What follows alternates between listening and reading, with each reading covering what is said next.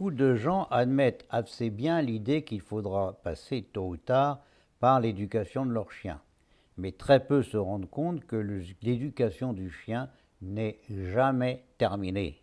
Un chien qui cesse d'apprendre commence de vieillir.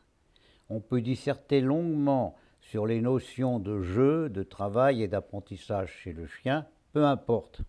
Ce qu'il faut retenir, c'est que le chien doit travailler ou jouer, parce qu'en réalité c'est à peu près la même chose.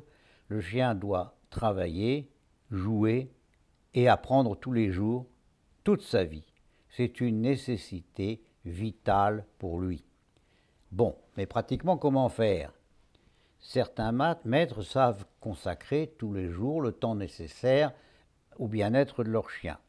Mais beaucoup d'autres n'ont ni le temps, ni le savoir, ni l'imagination pour cela. Et c'est là se situe, à mon avis, un rôle central pour le club d'éducation canine. À ce club de proposer à la clientèle un véritable catalogue d'activités canines adaptées à tous les chiens de tous les âges. Nous développerons, à titre d'exemple, certaines de ces activités.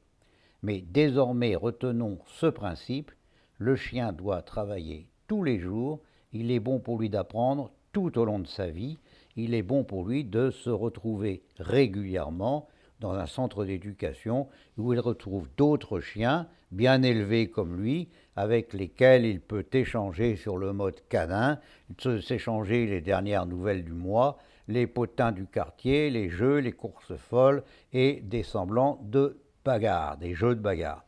L'éducateur auquel vous allez faire appel ne doit pas se contenter d'être l'homme qui intervient plus ou moins à un moment donné de la vie du chien, c'est-à-dire en principe au début.